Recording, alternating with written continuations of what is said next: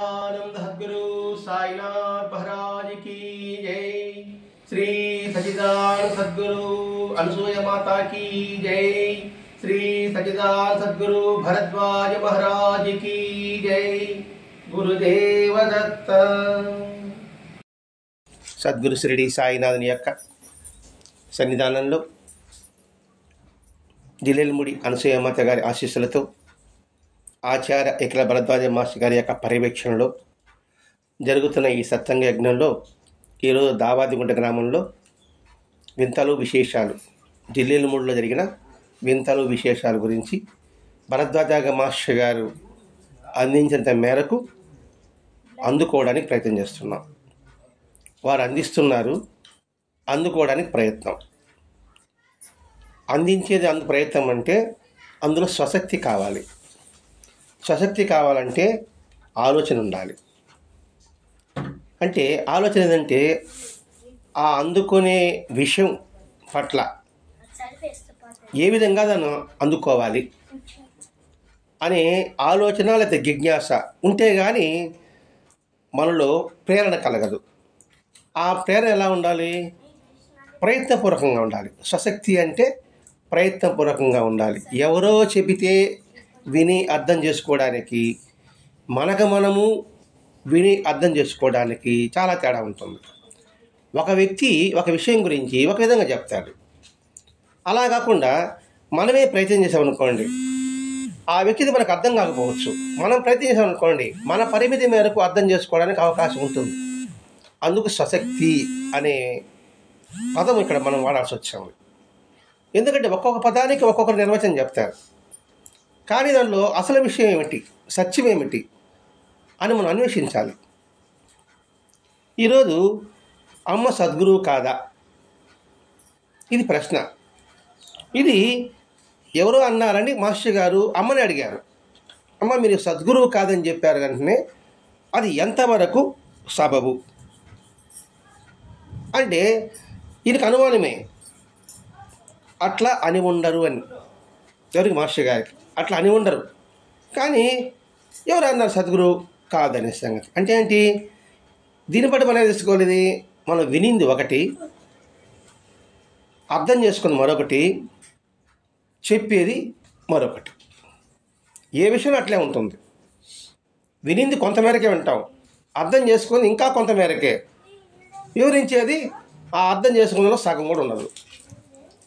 అందుకని ఏదైనా మనమే పరిశీలించి తెలుసుకోవాలి. అందుకే చెప్పుడు మాటలు వినకూడదని పెద్దలు అంటారు కదండి. వాడు ఇలా అన్నాడు అంటే నేరుగా వాళ్ళు అడిగేసామనుకోండి, క్లారిటీ వచ్చేస్తుంది. లేకపోతే మనం మొదలు పడతా ఉంటాం, లేదా అదే వాస్తవం అనుకుంటూ ఉంటాం. మాస్టర్ గారికి కూడా చెప్పారు, అమ్మ ఇలా అని ఉండరు అంటే ఇక్కడ అమ్మ మీద ఎంత విశ్వాసం ఉండాలి. బాగా పట్టుకోండి. ఒక వ్యక్తి గురించి చెడుగా చెప్పినప్పుడు లేదా మంచిగా చెప్పినప్పుడు కూడా, మంచిగానే చెడుని మనం స్వీకరిస్తామండి. ఆ చెడుగా చెప్పినప్పుడు ఆ వ్యక్తి పట్ల మనలో దృఢమైన విశ్వాసం లేకపోవడం వల్లే మనలో అనుమానపు బీజం వస్తుంది. ఆ వ్యక్తి అలా అని ఉండరు అని మాత్రం అనం. ఎంతటి మహా వ్యక్తి అయినప్పటికీ కూడా అవునా అంటాం. అంతేగాని అలా ఉండరండి అని నిక్కచ్చిగా చెప్పలేము. కారణం ఏంటంటే ఆ వ్యక్తి పట్ల సరైన అవగాహన మనకు లేదు. ఒక వ్యక్తికి మీరు సహాయం చేశారు, రెండోసారి సహాయం చేశారు, మూడోసారి సహాయం అయితే మీ దగ్గర అవకాశం లేక మీరు చేయలేదు. అప్పుడు నేనేమంటాను? చేసింది మర్చిపోతా, ఆమె ఉంది లేదని చెప్పింది అంటాను. ఇంకా మాట్లాడితే అవునండి రెండుసార్లు ఎవరు ఇవ్వమన్నారు, ఆమెని ఇచ్చింది కాబట్టి అడిగానంటాను. చూడండి ఎంత తేడా ఉంటుందో. అది అవగాహన ఉన్నప్పుడు ఓహో వీళ్ళు మనకి అవసరం కూడా ఇచ్చారు, ఇప్పుడు లేదంటే వాళ్ళలో అవకాశం లేదు కాబట్టి అనే ఆలోచన మనం తెప్పించుకోగలగాలి. అందుకే మాస్టారు కొంత అలా అని ఉండరు అనితో అమ్మని అడిగేశారు. ఇప్పుడు మీరు ఇవ్వలేదనుకోండి, నేను అంత ఏం ఎందుకు ఇవ్వలేదంటే మీరు ప్రాబ్లం చెప్తారు. ఉంటే నేను ఇచ్చుంటాను కదా అంటారు. అప్పుడు నేను అర్థం చేసుకోగలుగుతాను. అందుకని అమ్మని అడిగారు. అప్పుడు అమ్మన్నారు, నేను సద్గురువును కాదని అనలేదు, తేడాలు వచ్చిందో. మరి ఏమన్నారు? గురువును కాలని మాత్రమే అన్నారు. ఎందుకు గురువు అని కాదమన్నారు? ఈ కాలం అది సహజంగా అయిపోయింది. ప్రతి ఒక్కడు గురువే. గురువు అనే పదానికి అర్థం తెలియకుండా గురువే అంటున్నారు. మరి అర్థం కాని పదాన్ని నేను ఎలా అవుతాను? ఇక్కడ నిగూఢంగా సూక్ష్మంగా దాగి ఉంటుందండి. నేను గురువుని ఆ కాని అనలేదు అంటే ఏమిటి? సద్గురువుని అర్థం. దాని అర్థం ఏంటి? నేను గురువుని కాలని చెప్పా అంటే ఎవరు? నేను సద్గురువునే అంటే చెప్పక చెప్తారన్నమాట వాళ్ళు. నేను భగవంతుని బానిసను అని బాబా నిరంతరం చెప్తుంటాడు. మరి బానిసకి ఒక వస్తువు ఇచ్చే అవకాశం ఎలా ఉంటుంది? ఈ ఇంట్లో ఒక యజమాని ఉన్నాడు అనుకోండి, యజమాని తిరిగకుండా వస్తువు ఇవ్వగలడా బానిస అనేవాడు? మరి వస్తువు ఇచ్చాడంటే ఎవరు? యజమాని ఆయనే అనే విషయాన్ని మనం సూక్ష్మంగా గుర్తించాలండి. ఇక్కడ నేను గురువుని అని మాత్రం కాలం చెప్పాను. ఎందుకంటే సద్గురువు అంటే ఉద్దేశం ఏమిటి? సత్ గురువు. అంటే సత్యమే. సత్యమే గురుతత్వంగా కలిగి ఉన్నవాడు. లేదా సద్గురువు అంటే భగవంతుడు. లేకపోతే సద్గురువు అంటే అనంతమైన విశ్వము. ఏదైతే భగవంతుడు చెప్పబడి ఉందో అది సద్గురువు. అంటే భగవంతుడు ఏ లక్షణాలు అయితే ఉందో వాడు సద్గురువు. భగవంతుడికి ఏ లక్షణాలు ఉంటుంది? ఇక్కడ భగవంతుడు అంటే ఏదో రూపం బట్టి పక్కన పెడదాం, పంచభూతాలు తీసుకుంటున్నాం. మరి పంచభూతాల లక్షణాలు కలిగిన ఎవడైతే ఉంటాడో వాడు సద్గురువు. పంచభూతాలు అంటే భూమి, నీరు, ఆకాశం, గాలి, వాయువు, అది అందరి పట్ల సమభావం కలిగి ఉంటాడు. అటువంటి సమభావం కలిగిన వాడు సద్గురువు. అమ్మ అంటే ఏం చెప్పారు? అంతులేనిది, అనంతమైనది. ఈ సద్గురు సరిపోద్దా? అమ్మ అంటే ఏందో ముందుగా ఆమె చెప్పుంది. చెప్పండి, దాని అర్థం ఏమిటి? అంతులేనిది, అనంతమైనది. గాలి అనంతమే, దానికి అంత ఎక్కడ దాన్ని మనం దాన్ని పట్టుకుంటాం దాన్ని అనే విషయాన్ని మాస్టర్ గారు క్షుణ్ణంగా మనకు అందిస్తూ వస్తారండి ఇక్కడ. అంటే నేను గురువును కానప్పుడు నా భావం ఏమిటంటే, ఈనాడు సంఘంలో ప్రతి ఒక్కడు గురువు అనే పదం బహు తేలికైపోయింది. ఆ సినిమా జగజ్జంత్రీలు సినిమాలు మీరు చూసి ఉండాలి, మీరు పుట్టుకోడు ఉండరు. మీరు దాంట్లో వచ్చింది గురువు అనే పదం. ఆ సినిమాలు అనేటప్పటికీ ఇంకా ప్రతి ఒక్కడు, అది స్కూల్లో కావచ్చు, బయట కావచ్చు, ఏం గురువు అనే అలవాటు అయిపోయింది. మీకు తెలియదు, ఆయన తెలుసు. అందుకని అది అనడం బాగా తేలికైపోయింది. అరవై చూడండి, మచ్చ అంటారు. అందరూ మచ్చాలే. ఏమిటి దానికి అర్థం ఏంటి? మచ్చ అని చెప్పడానికి ఏమిటి అర్థము? దాంట్లో అసలు మంచిగా ఉందా చెడు ఉందా అని ఆలోచిస్తున్నారా? ఊతపదం అయిపోయింది.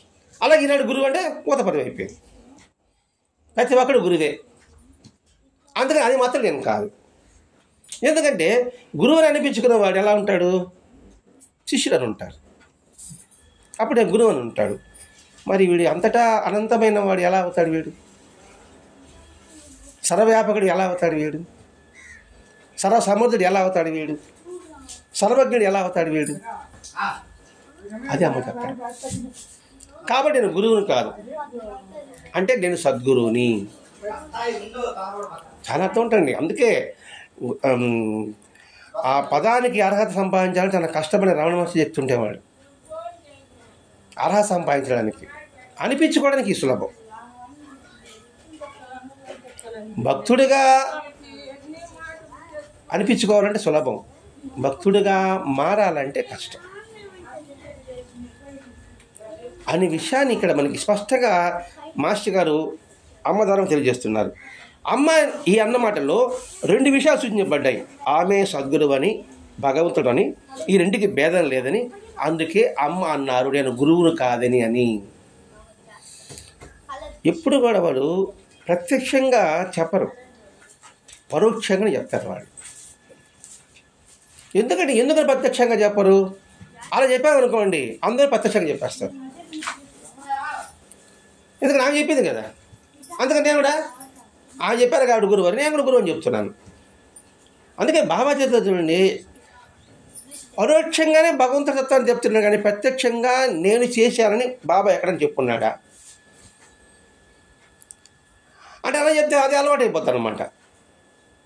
అందుకని ఆమె చెప్పిన 2 విషయాల్లో, ఒకటి ఆమె సద్గురువు, ఆమె భగవత్ స్వరూపం. ఈ రెంటికి భేదం లేదు.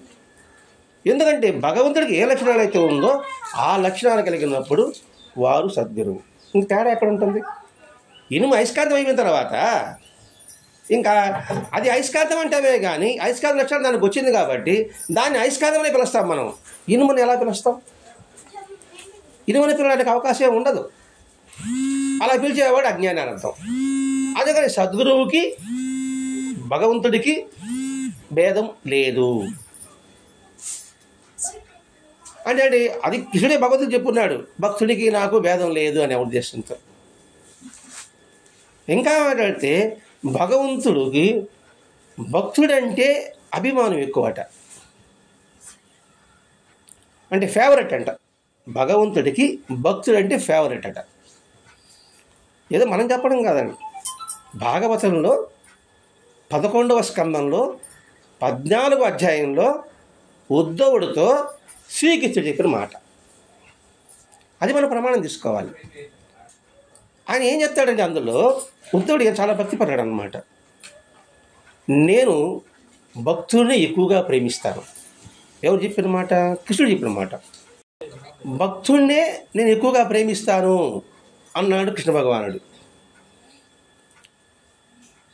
ఎంతగా ప్రేమిస్తారు అంటే చెప్తాండి, నా ఆత్మసకుడైన శివుని కన్నా కూడా ఎక్కువగా ప్రేమిస్తాను. నా ధర్మపత్తి అయిన శ్రీదేవి కన్నా కూడా ఎక్కువగా ప్రేమిస్తానన్నాడు. నాకంటే కూడా వాడిని ఎక్కువ ప్రేమిస్తానన్నాడు. ఈ 3 కానీ ఆ భాగవతంలో మనం గుర్తుపెట్టుకోగలిగితే శివుడు వేరు, రాముడు వేరు, రాముడు గొప్ప, ఈశ్వరుడు గొప్ప, రామేశ్వరం పదాలకి ఇంకా కొట్టుకుంటున్నారు జనాలు. రామేశ్వరము అని అడిగి రాముడు ఈశ్వరుడా, ఈశ్వరుడు రాముడా? ఇప్పుడు రామేశ్వరంలో శివలింగ రాముడు స్థాపించాడని ఒకరు, ఎలా స్థాపించాడండి? లంకని దగ్గర గెలిపినాడు కదని ఇంకొకరు, ఒక స్వామి. ఇక్కడ కృష్ణుడు చెప్తున్నాడు నా ఆత్మసకుడు శివుడు అన్నాడు. అన్నప్పుడు అర్థం ఏంటి? అసలు ఆత్మసకుడే శివుడు అన్నప్పుడు మనం అందరి పట్ల, దైవం పట్ల, భగవంతుడి పట్ల ఏ భావం కలిగి ఉండాలి? మనకెందుకు భేదభావం? అంటే ఏంటి? వైష్ణవ సాంప్రదాయం గొప్ప, శివ సాంప్రదాయం తక్కువ, లేదా శివ సాంప్రదాయం గొప్ప, వైష్ణవ సాంప్రదాయం గొప్ప. అందుకే కదండి బాబా వచ్చింది. ఇప్పుడు బాబా ఏం చెప్తున్నాడు? భాగవతంలో 11వ స్కందంలో 14వ అధ్యాయంలో ఏం చెప్పాడో అదే బాబా చెప్తున్నాడు. నీకు నాకు భేదం లేదు అని పదం మన బాబా సూత్రం కనపడుతుంది కదండి. అంటే దాని అర్థం ఏంటి అసలు? నాకంటే కూడా నిన్ను ఎక్కువ ప్రేమిస్తానని బాబా చెప్పాడు. మరి ఎటువంటి వాడిని ప్రేమిస్తాడు? మనదొకటిలో మన మధ్యలో ఎటువంటి వాడిని ప్రేమిస్తాడు? వేరే దేనిపై కోరిక లేని వాడిని ప్రేమిస్తాడు. అంటే అర్థమంటే ఇంకేదిలే ఆ భగవంతుడినే, అది తప్ప ఇంకే కోరిక అతను లేదు. వాడినే ప్రేమిస్తాడు. నన్నే స్మరిస్తున్న వాడిని ప్రేమిస్తాడు. ఇక్కడ నన్నే అంటే కృష్ణుడని కాదండి, సకల చరాచర సృష్టి అంతా కూడా ప్రశాంత చిత్తంగా ఉండేవాడిని ప్రేమిస్తానన్నాడు. ఎవరి పట్ల వైరం లేని వాడిని ప్రేమిస్తానన్నాడు. సరే, ఎంత చక్కగా చెప్పున్నాడు. అందులో అది 16వ అధ్యాయం వస్తుంది. ఇదే భాగవతంలోనే 11వ సందర్భంలోనే 16వ అధ్యాయం అనుకుంటా, నాకు గుర్తుంటే. ఈ లక్షణాలను ప్రేమిస్తానన్నాడు. నేను బాబాని ప్రేమిస్తున్నా, నేను ఇంకొకటి ప్రేమిస్తున్నా, ఇంకొకటి ప్రేమిస్తున్నా, ఇంకొకటి పూజ చేస్తున్నా. ఈ లక్షణం నాలో ఉందా? లేదా మీరంటే మళ్ళీ మీ కోపం వస్తేమో నాలో ఉందా అని నేను చూసుకోవాలి.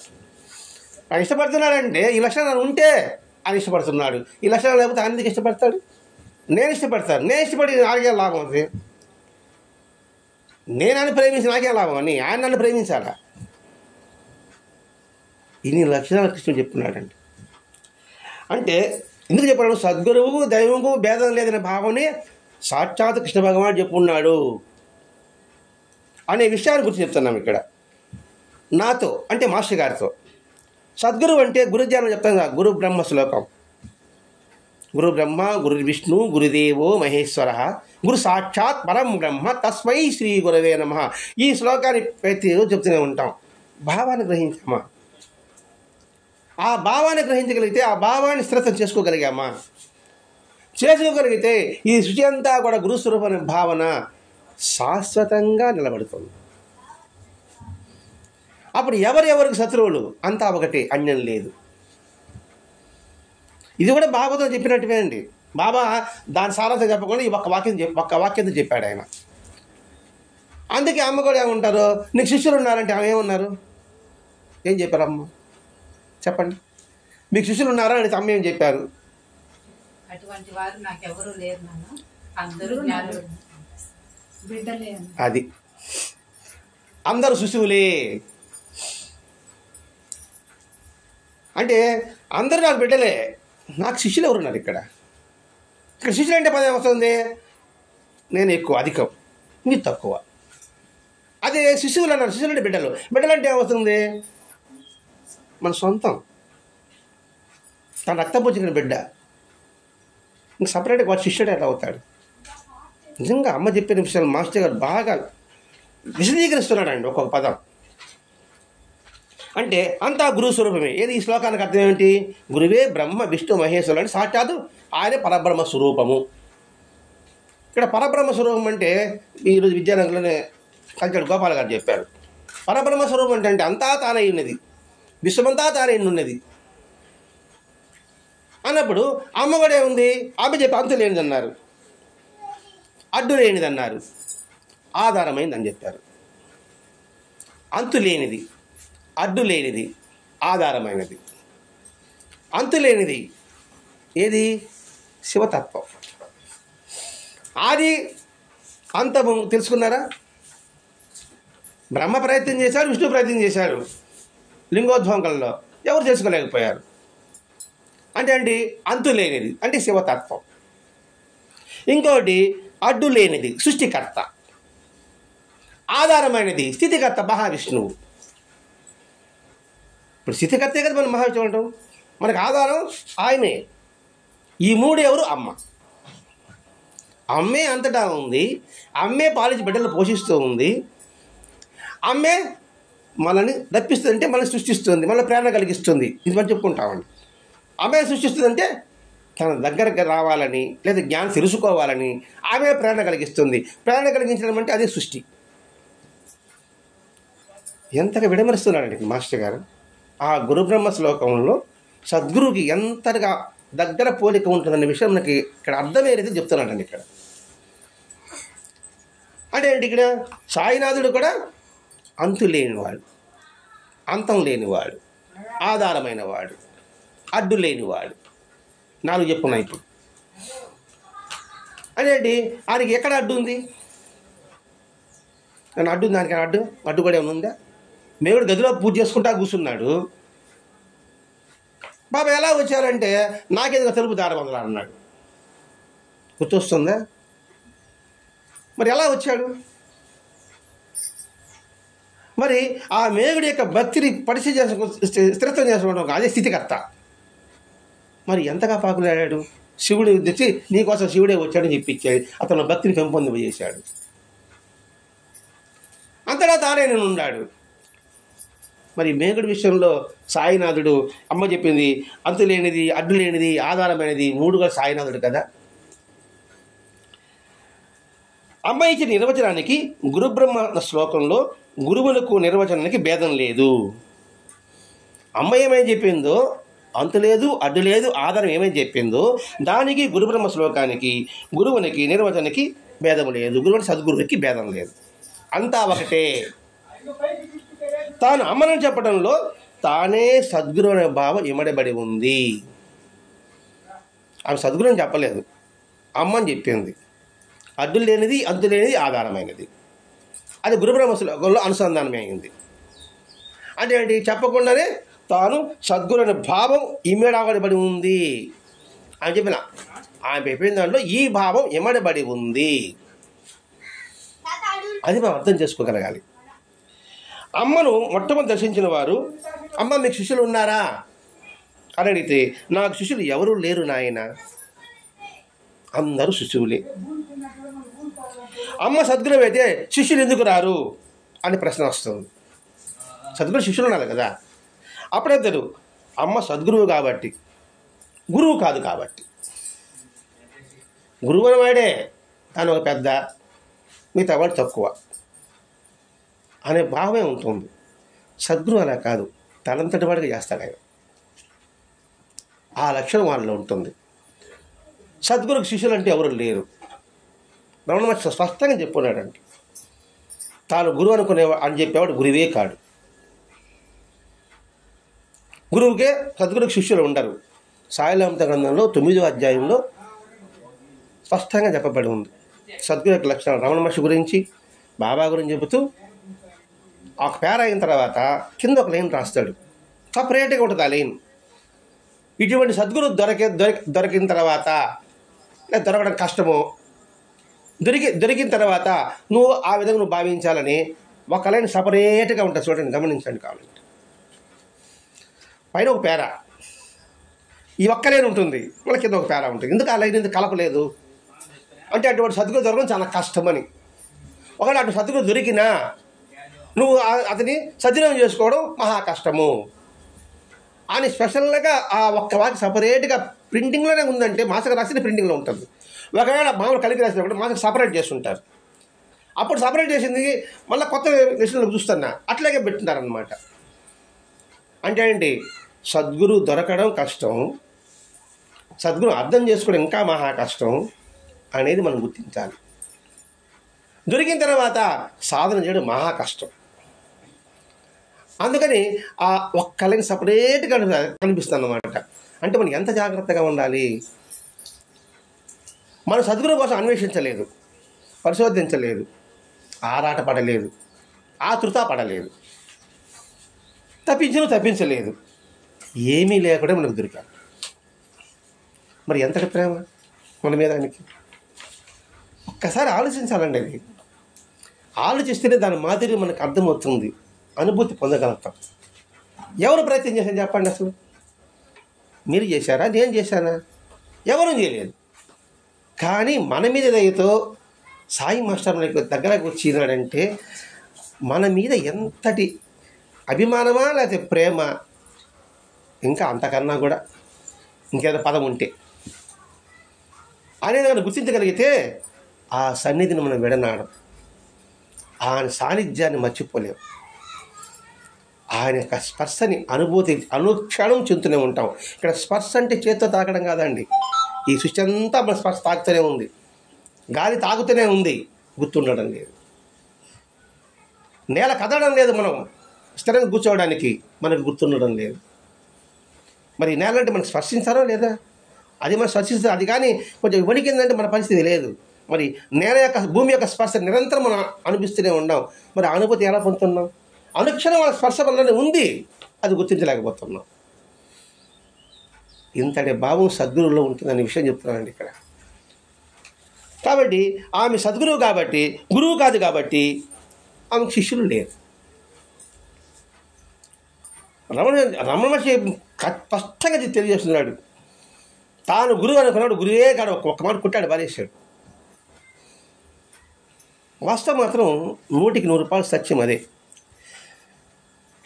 నేను సద్గురువు గాను అని ఉండరని నాకు అనిపించడానికి కారణం చెప్పాలి.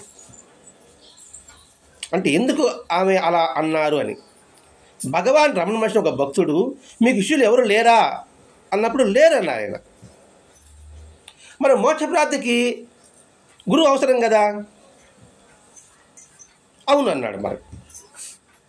మరి నేనేం చేయాలి? ఇక్కడి నుంచి వెళ్ళి వేరే గురువు కోసం అన్వేషించాలనా? ప్రశ్న ఇది. మీరేమన్నారు? శిష్యులు లేరా? నాకెవరు లేరు. మరి మా సంగతి ఏంటి? మాకు సద్గురు అవసరం ఉందా లేదా? అవసరమే. మరి మేమేం చేయాలి? వేరే కోసం వెళ్ళిపోవాలా? ఎతకాల పోయి అన్వేషించాలనా? మేము ఇంతకాలం గడిపిన కాలం అంతా వ్యర్థమేనా అంటే, నువ్వు గురువుని మేము ఇక్కడికి వచ్చావు, నువ్వే ఈ మాట అన్నావు, నేను చాలా టైం వేస్ట్ చేసావు, నేనే గురువు కాదంటున్నావు, కాలం పట్టుకోడు వీడు, ఇంతకాలం వ్యర్థమైపోయింది, ఇంకెక్కడికి పరిగిస్తాం పరానైనా అని అనుకోవాలన్నా అంటే భగవాన్ చెప్పాడు, మిమ్ము ఇంత దూరం నుంచి ఇక్కడ తీసుకువచ్చింది, ఇంతకాలం ఇక్కడికి వచ్చింది ఎవరు అనుకుంటున్నావు? చెప్తాడు. ఇక్కడ లాక్కొచ్చింది, ఇక్కడ కూర్చోబెట్టింది ఎవరు?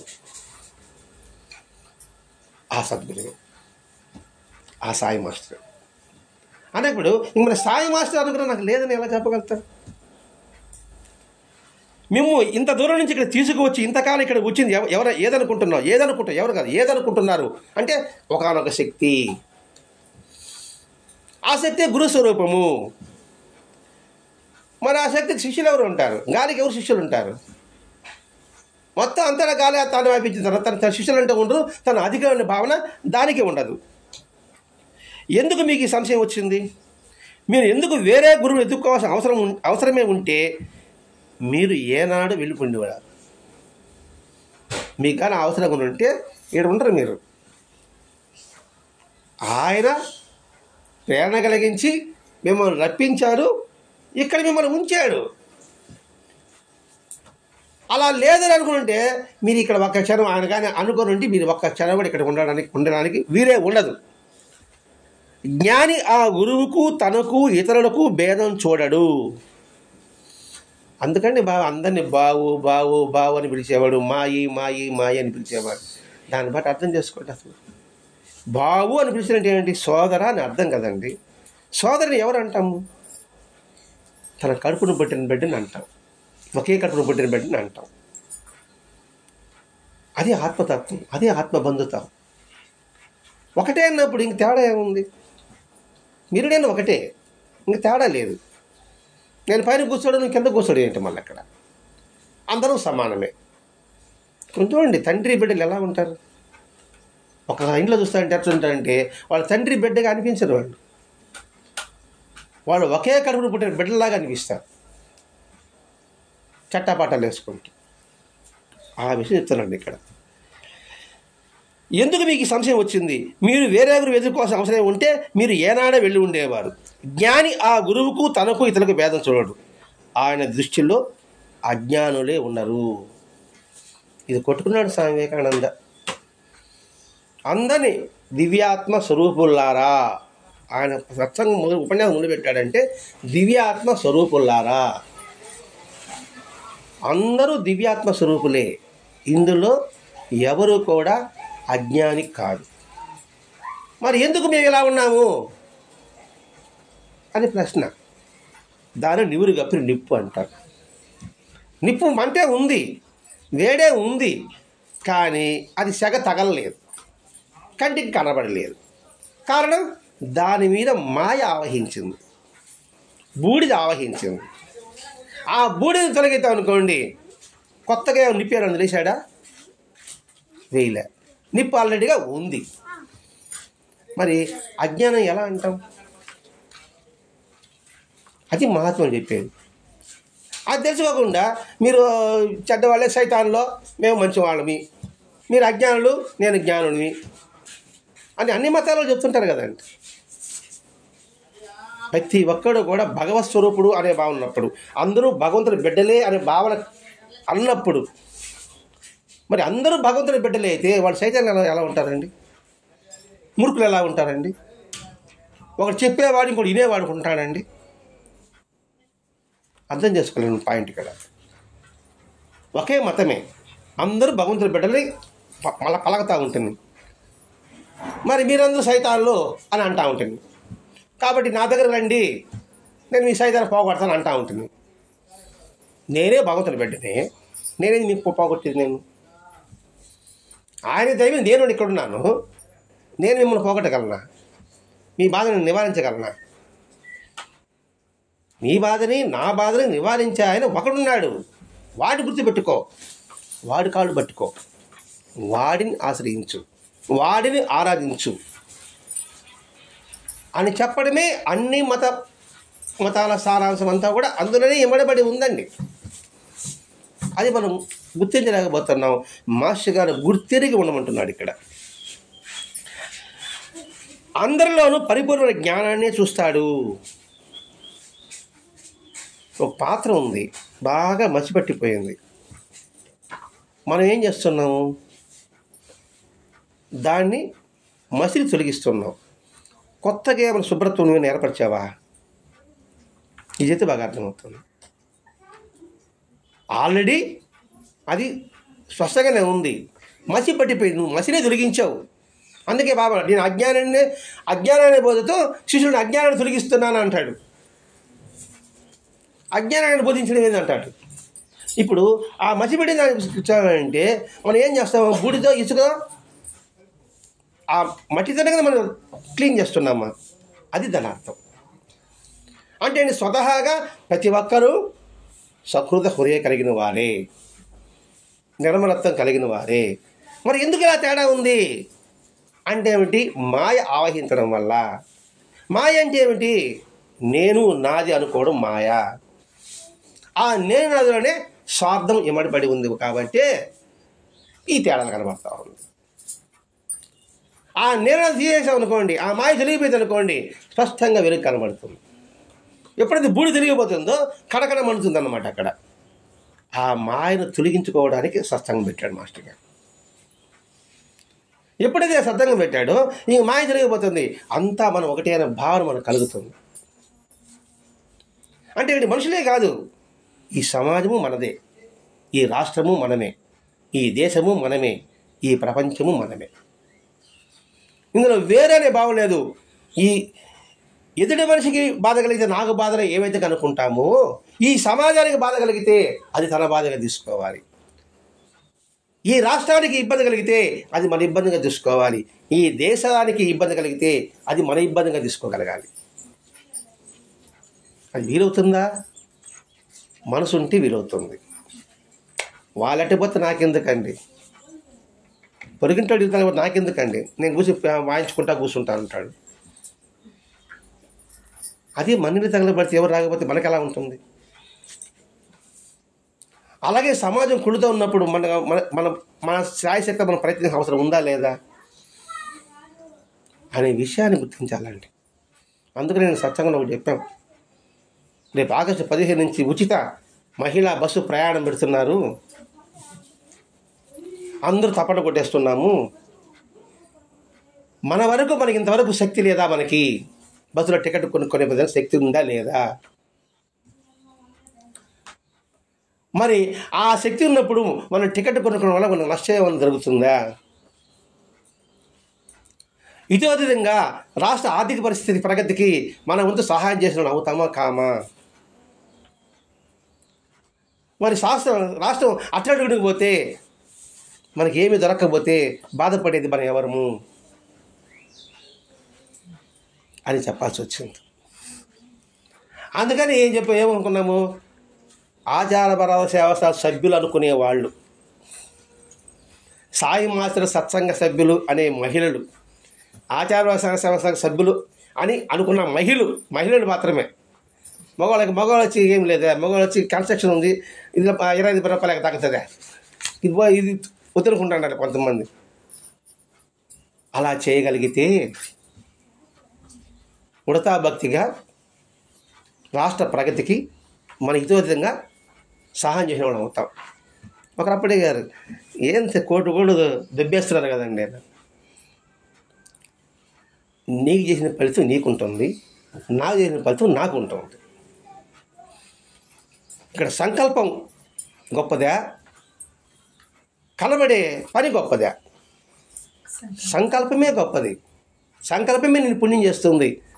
దాని ఫలిత సంగతి నువ్వు దాన్ని పట్టించుకోకూడదు. దానికే చాలా సతంగా వివరించుకున్నాం. ఒక వ్యక్తి వచ్చాడు, ఒక ముని దగ్గరికి, ఒక సాధువు దగ్గరికి వచ్చాడు. నా జాతకం చూడు అన్నాడు. చూస్తే వాడు ఇంకా గంట చచ్చిపోవాలి. వాడు అదే చెప్తాడు. వాడు నువ్వు చచ్చిపోతాడు, నువ్వు రేపు రా చెప్తా అన్నాడు. రేపు రా నీకు చెప్తా అన్నాడు. వాడు రేపు రాడని వీడు అనుకుంటున్నాడు. అంతే కదా, గంట చచ్చిపోవాలి వాడు. రేపు రానంటే రాడు కదా, చెప్తే బాధపడతాడు, సంతోషంగానే పోతాడు కదా. రేపు రాన్నాడు. సరే గురువు గారిని పోతా ఉన్నాడు. అప్పుడు ఇంత ఈ మార రోడ్లు అడుగులే కదా. ఇంత ఇప్పుడు వచ్చింది ఉన్నటువంటి తుఫాను గాలి వచ్చిందే, ఆ మారు వచ్చేసింది. సరే దానిలో పోతా అంటే ఆడు పాడుపడే శివాలయం ఒకటి కనబడింది. సరే దానిలో దూరాడు. బాగా పాడుపడిపోయినది, బూజి పట్టిపోయినది. అతను అనుకున్నాడు, నాకు డబ్బులు వస్తే గుడినంతా నేను బాగు చేస్తానన్నాడు. నాకు డబ్బులు కానీ వస్తే ఈ గుడంతా బాగు చేస్తానన్నాడు. అది మంచి సంకల్పమా చెడు సంకల్పమా? అదే డబ్బు లేదు. డబ్బులు ఉంటే వస్తే నేను ఆ పని నేను దీన్ని శుద్ధం చేస్తానన్నాడు. మరి ఆ సంకల్పం మంచిదే కదా. వెంటనే పాము గబగబా వస్తూ ఉంది. పై దూరం వచ్చి పాము మీద పడింది. వాడు కాపాడబడ్డాడు. సరే పల్లె తర్వాత వచ్చినాడు సాగదవరికి. వాడు నిద్రపోతాడు. గడ సచ్చి వాళ్ళు నా శాస్త్రం తప్పు కాదు కదా, వీడు అట్ట వచ్చాడు అనేసి. ఏం జరిగింది అన్నాడు. నువ్వు చెప్పని పోతాడు సార్, మీ మన గుళ్ళో వాడు అనుకున్నా డబ్బులు వచ్చి చేస్తున్నా అనేసి. అంటే ఆ సత్సంకల్పం అతని ప్రాణాన్ని కాపాడిందా లేదా? ఇది మిమ్మల్ని చేయమని చేయకూడదని ఇక్కడ చెప్పడం లేదండి. చేస్తే ఎటువంటి ఫలితం వస్తుందని మాత్రం చెప్తున్నా. ఉడత దానికైనా సామర్థ్యం ఉంది, అసలు వారధి కట్టే సామర్థ్యం ఉంది అసలు. దానికి జాగ్రత్త ఉండదు. ఉడత వాళ్ళేది వారధి కడతా ఉంటే గమ్ములు కూర్చోకుండా నీళ్ళ పడేది, ఇసుకలు బొల్లాడేది, ఆడ పోస్తుంది. ఉంటుంది అసలు నమ్మతాం అసలు. కానీ దాన్ని నేను ఏదో ఉపయోగపడాలా. వారధి దేనికోసం? ధర్మం కోసం. చూడండి ఇక్కడ పాయింట్ ఉంటుంది. ధర్మం కోసం వారధి పోయి అధర్మం సంబంధించాలి కదా. నా వద్ద నేను కృషి చేశానని చెప్పేసి ఆ ఉడత చేసింది. రాముడు చూశాడు, ఒరే మరి నువ్వే తినాలని చెప్పి ప్రేమగా తన స్పర్శ దాని మీకు అంటించాడా లేదా? ఉడతకి 3 సార్లు ఉంది రాముడికి ఇచ్చిన గీతలు అంటారు. మరి ఎంతటి పవిత్రమైంది అది. అంటే చూసేసరికి ఇది చేయాలనా, మనం చేయకపోతే ఒక్కరు చేయకపోతే ఏమైనా మునిగిపోతుందా అని అది అనుకోలే. ఒకడు రాజుగారు చిక్కని పాలు పోయమన్నాడంట. ఎంతమంది పాలు పోయాక నేనేదో చూసి అందరూ నీళ్ళు పోసారట. చూసి అందరూ నీళ్ళు ఇవ్వలేదు అట్లా. దాని ఫలితం ఎలా ఉంటుంది? వారికి దండనే ఉంటుందా ఉండదా? ఇవంతా ఎందుకు వచ్చింది ఇక్కడికి? అందరూ సహృదయ స్వరూపులుగా మారడానికి. మన దివ్యాత్మ స్వరూపులైనా అంటే ఏమిటి? అందరి క్షేమం మన క్షేమం కావాలి. మన కుటుంబం క్షేమం మన క్షేమం కోరుకోకూడదు. మన పక్కింటి వాళ్ళ క్షేమం మన క్షేమం కావాలి. మన ఊరి క్షేమం మన క్షేమం కావాలి. అలాగే మన రాష్ట్రం క్షేమం మన క్షేమం కావాలి. మన దేశం క్షేమం మన క్షేమం కావాలి. మన ప్రపంచం క్షేమం మన క్షేమం కావాలి. ఎందుకు వచ్చిందండి? మనం దివ్యాత్మ స్వరూపులుగా ఉన్నామా లేకపోతే మాయలో ఉన్నామనేది ఎవరికి వాడు నిర్ణయించుకోవడమే అండి. ఇందులో ప్రత్యేకంగా చెప్పాల్సినది ఏమి ఉండదు. నేను పాస్ అవ్వాలనుకుంటే దాని దగ్గర నేను చేయాలి. రెండవది, ₹1 100 ఇస్తాడు ఆయన చెప్పున్నాడు. ఇది స్వానుభవం. ఇంకా దానికి వివరణ వద్దు ఇంకా. కాబట్టి ఆ సృష్టిలో శిష్యులే ఉండరు. అందరిలోని పరిపూర్ణ జ్ఞానాన్ని చూస్తాడు. మనం చేస్తుంది అదే. ప్రతి ఒక్కరిలో మంచితనాన్ని కూర్చోడు. అంటే ఒక్కొక్క సగం మనం గ్రహించాలండి. అందరిలో మంచి లేనివాడు ఎక్కడ ఉండరండి. ఎంత దుష్టుడైనా సరే, ఎంత క్రూడైనా సరే వాళ్ళలో ఎంతో కొంత మంచి ఉంటుంది. ఆ దుష్టత్వం ఆ దేశంలో ప్రేమ ఉంటుంది. పిసినారితనంలో దయాగుణం కూడా ఉంటుంది. లేకుండా ఎలా ఉంటుందంటే ఎంత పిసినారైనా కూడా ఆ దయాగుణాన్ని గుర్తించు, ఆ ప్రేమని గుర్తించు. అది మనం చేయవలసింది. అందుకే అందరిలో కూడా తన రూపాలుగా చూస్తాడు. అందరిలోనూ పరిపూర్ణ జ్ఞానాన్ని చూస్తాడు. అందరిని కూడా తన రూపాలనే చూస్తాడు. నేను జ్ఞాని, వాడు జ్ఞాని. నా యొక్క ప్రతిరూపమే వాడు. నా యొక్క ఆత్మబంధువు వాడు. నా స్నేహితుడు వాడు. స్నేహితుడి పదం వచ్చింది కాబట్టి ఈరోజు స్నేహితులు దినోత్సవం. స్నేహితులు చేసినది మిత్రుడు, ఆప్తమిత్రుడు, స్నేహితుడు. మిత్రుడు అడిగితే చేసేవాడు, ఆప్తమిత్రుడు చూసి చేసేవాడు, స్నేహితుడు హితం కోరేవాడు. వీడికి ఇవ్వడం మంచిదా అవునా కాదా హితం కోరేవాడు. నిజంగా మన హితం కోరేవాడు ఎవడు? భగవంతుడు.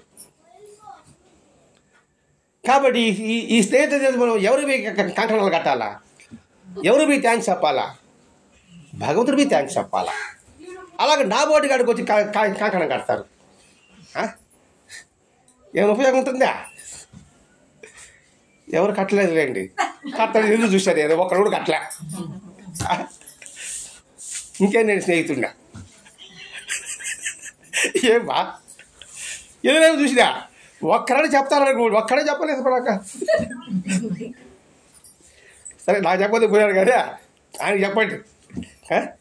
పొద్దున చెప్పకపోయినా సాయంకాలం చెప్పండి, అయ్యా నువ్వే నా స్నేహితులు వేస్తామని చెప్పేసి ఆయనకు ఒక స్వీట్ అన్నా అని మొగాన కొట్టండి. కాబట్టి అందుకే ఆయన దృష్టిలో శిష్యులు ఉండరు. సృష్టిని అనేకంగా చూసే శిష్యులు దృష్టిలోనే గురు శిష్య సంబంధానికి వాస్తవికత ఉంటుంది. సృష్టిని అనేకంగా చూసిన శిష్యుల దృష్టిలోనే గురు శిష్య సంబంధానికి అంటే వేరే చూసే వాళ్ళకే గురువు శిష్యుడనే సంబంధం వాస్తవము, నిజము అని అనిపిస్తుంది. చాలా మంది గురువు అనే పదం ఊరికే వాడకూడదండి. గురువు అనే పదం అర్హత ఉన్న వాళ్ళకి మనం గురువు అని వాడాలి. అలా వాడడం అనర్హుడు కూడా వాడడం వల్ల అది మహాపాపం. వాడి పాపాన్ని ఎగదోషులు అవుతాం. అలా చెప్పొచ్చు వాడికి అనిపిస్తుంది, నిజంగా నేను గురువే కదా అనే భావన వచ్చేస్తాం. అంటే ఏంటి, వాడు అధపదాన్ని చెప్పుకోవడానికి కారకులు ఎవరైనాము? గురువు అని చెప్పి ఎవరు అంటారో వాళ్ళే ఉన్నారు. మరి వాడి హితమే అడుగున్నారు మీరు కాదు, మనం అంతకాలం మాట్లాడుకోవాలి. ఇక్కడ మనం సద్గురు యొక్క లక్షణాల గురించి అడిగినప్పుడు రమణ చెప్తారంట, గురువు, దైవము, కటాక్షము. అందుకని గురువు, భగవంతుడు, కటాక్షము అన్నవి నిజానికి పర్యాయపదాలు, వేరు మాత్రం కాదు. అందుకే గురువు అంటే సర్వసమర్థుడు ఉండాలి, సర్వశక్తిమంతుడు ఉండాలి, సర్వవ్యాపకంగా ఉండాలి. ఇన్ని లక్షణాలు ఉండేవాడు గురువు. అటువంటి వాడిని గురువు అర్హుడు. గురువు అంటే నిరంతరం ఆత్మభావం అందే ఉండేవాడు. ఆత్మభావం అంటే ఏమిటి? అంతటా కూడా తన్నే దర్శించేవాడు. ఆయనకు తన జ్ఞానాన్ని కానీ ముక్తుడని కానీ ఇతరుల అజ్ఞానాన్ని భావం వాడికి ఉండదు. ఎట్టి పరిస్థితుల్లోనూ చెదరని ఆత్మభావం ఉంటుంది వాడికి. ఎట్టి పరిస్థితుల్లో కూడా లేరా అంటే లేచాడు బాబా నాన్న వాళ్ళు వస్తే. ఎట్టి పరిస్థితుల్లో కూడా చెదరని ఆత్మభావం. ఎందుకు లేచారు? ఆయన నన్ను పరీక్ష పెడుతున్నాడు, నా గురువు ఆరోపంలో నన్ను హెచ్చరిక చేస్తున్నాడు అని బాబా లేచాడు. అదేవిధంగా మనల్ని ఎదుటివాడు హెచ్చరిక చేస్తున్నాడంటే ఈ రూపంలో భగవంతుడు నన్ను హెచ్చరిక చేస్తున్నాడు. ఇంట్లో కావచ్చు, బయట కావచ్చు, ఎవడం కావచ్చు.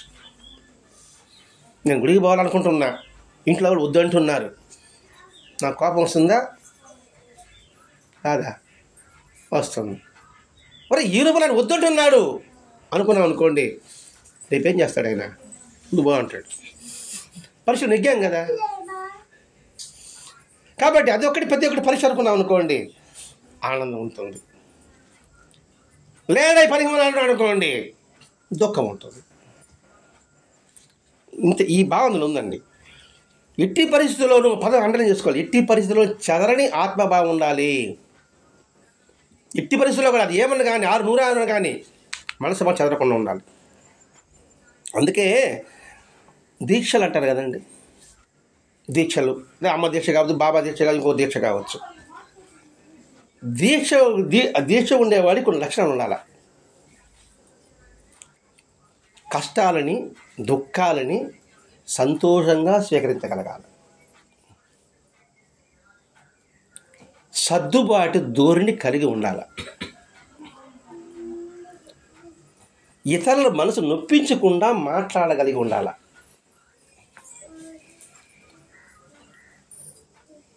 సామరస్యం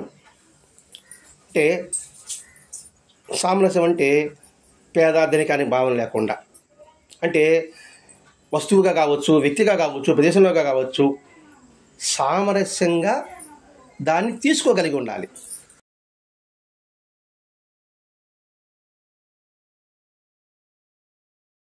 అయింది. ప్రలోభాలకు లొంగకుండా ఉండాలి. ఈ ప్రపంచ ప్రలోభాలమయం, ప్రలోభాలకు లొంగకుండా ఉండాలి. నిస్వార్థంగా సేవా కార్యక్రమాలు చేయగలగాలి. కోరికలని అదుపులో ఉంచుకోగలగాలి. ఎన్నో 7 లక్షణాలు ఉంటే వాడు దీక్షలో ఉన్నట్లు లెక్క. నేను ఊరికే సాయిబాబా మాల వేసుకొని తెల్లగుడ్లు కట్టుకొని నేను దీక్షలో ఉన్నానని తింటే ఏమంటాయండి? చూడండి, ఒక్కొక్క దానికి ఎంత అర్థం చెప్తున్నాడు మాస్టర్ గారు. మన సాయి దీక్ష లేకపోతే సాయి నమ్ముతున్నామో లేకపోతే ఇంకొకటి నమ్ముతున్నాము అనుకున్నాండి, నమ్మడం అంటే దీక్షే కదా. మరి ఈ లక్షణాలు మనకు ఉందా? అందుకే భక్తుడు కాదు ముర్రు అంటే నన్ను తిడతా ఉంటారు అందరూ. నేనేం చేసి ఈ లక్షణాలు కలిగిన వాడు దీక్షాధారుడు, దీక్షాధారణ కలిగిన వాడు, ఎటువంటి లక్షణాలు కలిగిన వాడు ఆయనకి ఇష్టడు. ఎంత వివరణ వస్తుంది ఇక్కడ. కాబట్టి ఎట్టి బస్సులోనూ ఈ 7 చెప్పామే, చెదరని భావం ఉండాలి, చెదరని ఆత్మభావం ఉండాలి. గురువు లోపల బయట కూడా ఉన్నాడు. ఆయన లేనిది ఎక్కడ? ఇక్కడే ఉన్నాడా? లోపల ఉన్నాడు, బయట ఉన్నాడు. చూడగలిగితే మనం బయటే చూస్తుంటున్నాం. గురువు యొక్క భగవంతుడు ఎలా ఉండాలంటే శంకుచక్ర ధరించి నగలేసుకుని వస్తే ఆయన భగవంతుడు అనుకుంటున్నాం. దానికి చెప్తాడండి, తల్లి భగవంతుడు కాదా? తండ్రి భగవంతుడు కాదా? తమేవ మాతాత పితా త్వమేవ. ఈ శ్లోకమంతా అర్థం ఏంటి? కొండ భగవంతుడు కాదా? నిశ్చలంగా ఉండురా అని బోధిస్తున్నాడు కదా. నది నిర్మలంగా ఉండురా అని బోధిస్తుంది కదా.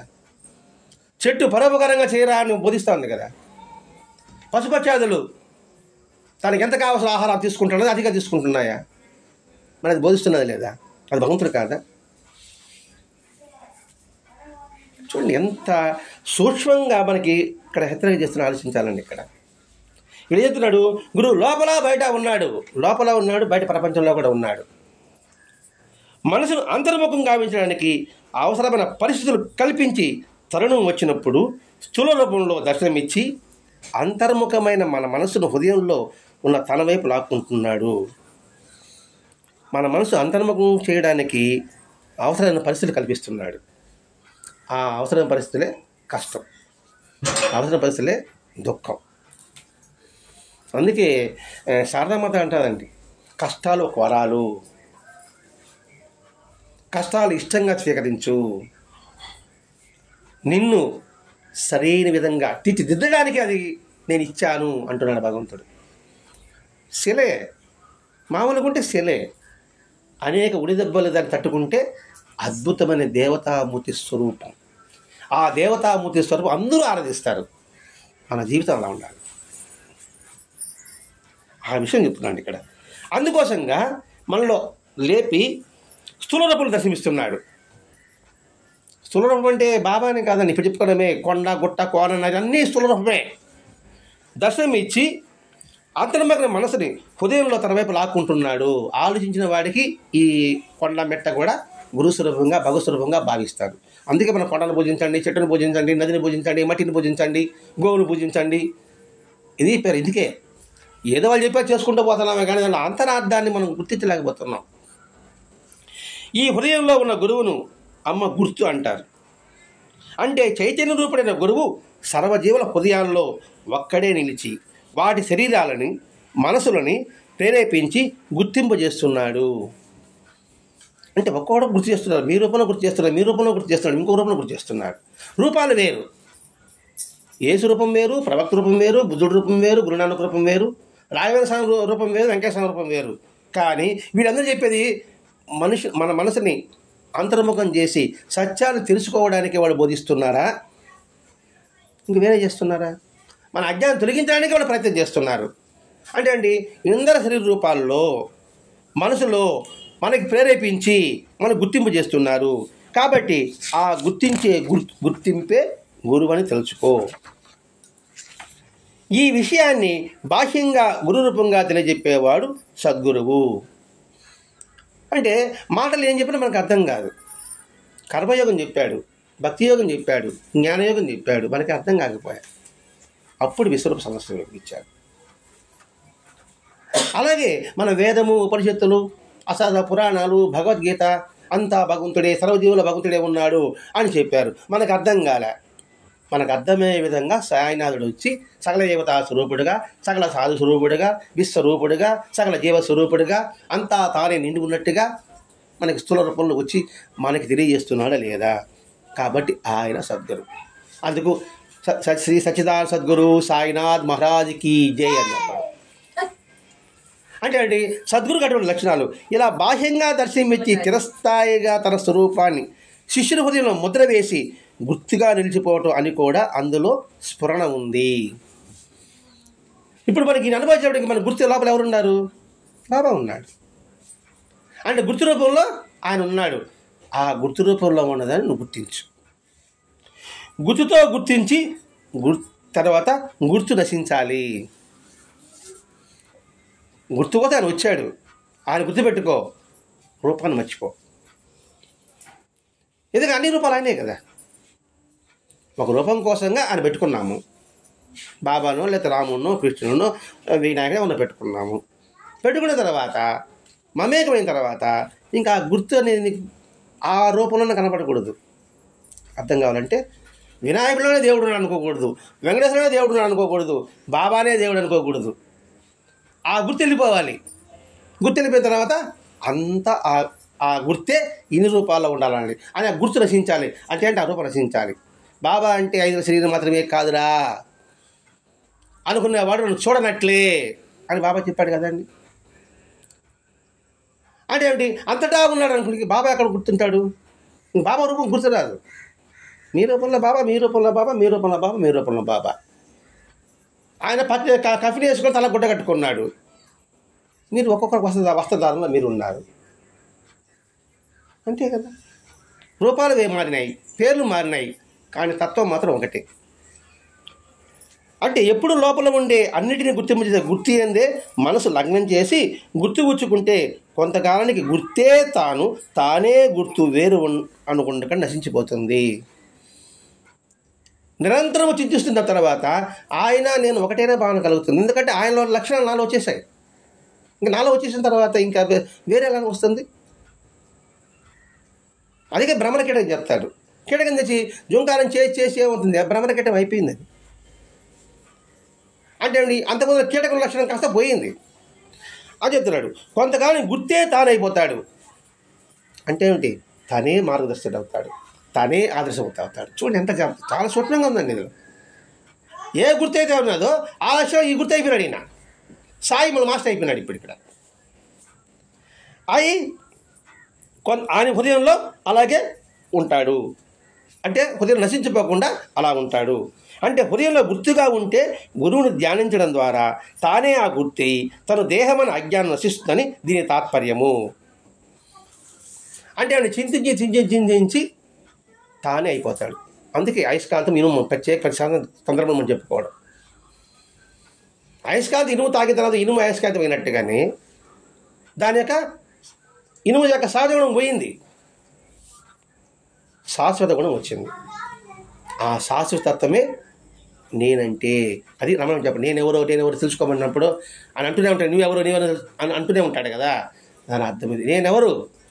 ఆత్మస్వరూపుడు, అంతటా ఉన్న ఆత్మతత్వాన్ని అనే భావాన్ని మాస్టర్ గారు బాగా విడమర్చి ఈరోజు మనకి చాలా చక్కగా చెప్పారు.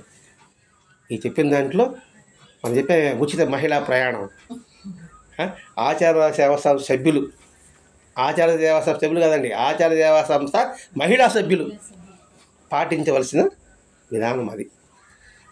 పాటిస్తారా పాటించకపోయినా వీడికి ఏం సంబంధం లే. అది తింటే అద్భుతంగా రుచిగా ఉంటుంది. నాకు వద్దనుకున్నవాడు వాళ్ళ ఇష్టం. స్వస్తి. ఆనంద సద్గురు సాయినాథ్ మహారాజ్ की जय. श्री सच्चिदानंद सद्गुरु अनुसूय माता की जय. श्री सच्चिदानंद सद्गुरु भरद्वाज महाराज की जय. गुरुदेव दत्त.